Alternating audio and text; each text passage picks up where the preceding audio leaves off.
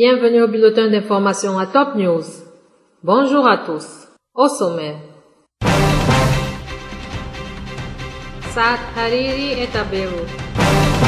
Ukraine. Les séparatistes détruisent la ville stratégique de Debaltseve. Voici les détails. Le vice-ministre des Affaires étrangères et des expatriés Faisal Mekdad a affirmé l'échec des plans des forces colonialistes visant à porter atteinte à la Syrie devant la fermeté du peuple et l'armée syrienne. Dans son article hebdomadaire publié aujourd'hui par le journal libanais Albina, M. Mekdad a assuré que la Syrie avait dévoilé dès les premiers jours de la guerre terroriste lancée contre elle, avec le soutien d'Israël, des États-Unis, de l'Arabie saoudite et de l'Europe, les buts de ses forces et a mis au point une stratégie pour faire face à cette guerre. M. Mekdad a de même évoqué le changement constaté récemment dans la position internationale envers la crise en Syrie, assurant que ce changement est dû à la faillite des plans tissés par les forces qui visent la Syrie, devant la fermeté de ce pays. Le terrorisme et Israël sont les titres de ce qui se passe dans la région, a-t-il affirmé. Le délégué permanent de la Syrie auprès des Nations Unies, Bachar Jafari, a affirmé que la Syrie se félicite de l'adoption de la résolution numéro 2199 pour bloquer le financement des réseaux terroristes, dont Daesh et le Fonds Al-Nosra.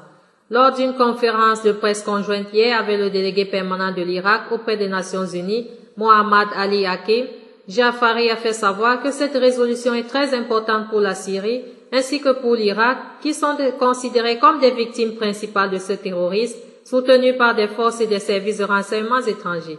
M. Jafari a assuré que la Syrie est prête à coopérer avec quiconque et avec tout pays disposant d'un agenda sincère dans la lutte antiterroriste.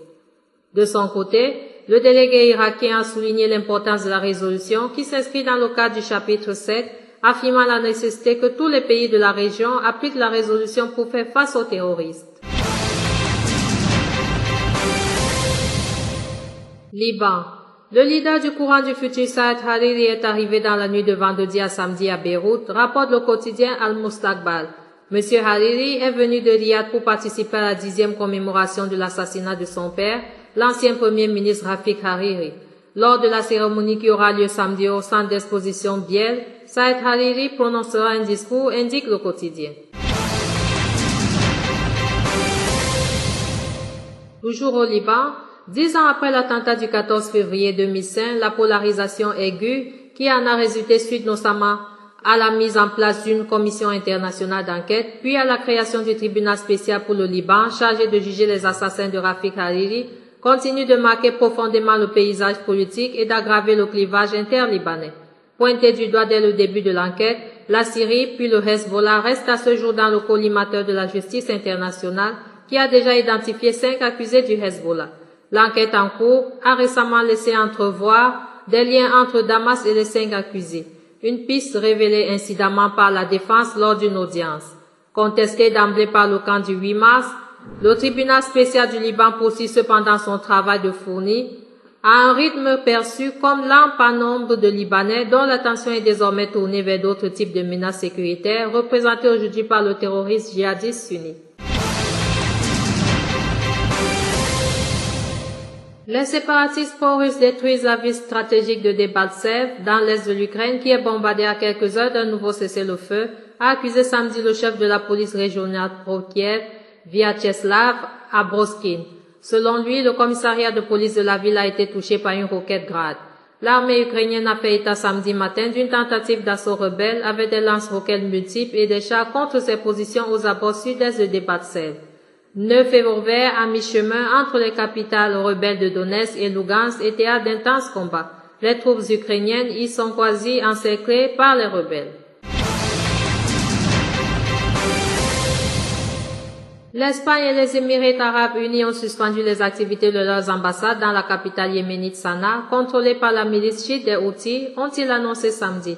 Les Émirats ont suspendu les activités de leurs ambassades à Sanaa et rapatrié tous leurs diplomates, a indiqué un communiqué le ministère des Affaires étrangères à Abu Dhabi, cité par l'agence officielle WAM, qui justifie cette décision par la détérioration de la situation politique et sécuritaire dans la capitale yéménite.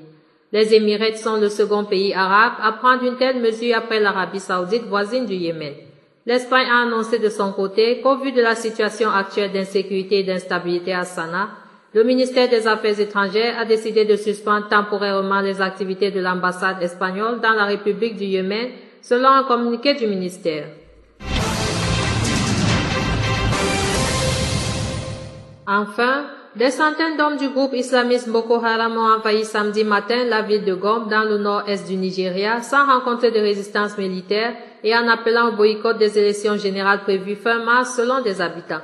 Les combattants ont fait irruption dans la ville, capitale de l'état de Gombe, vers 9h locales, 8h GMT, tirant à l'arme lourde et en disséminant des tracts demandant aux habitants de ne pas participer aux élections sans réaction des forces habituellement présentes sur place. Un avion militaire a survolé la ville sans intervenir contre les islamistes selon des habitants. Merci à vous qui nous suivez de Beyrouth et partout ailleurs. Bulletin présenté par Anna et Kamé.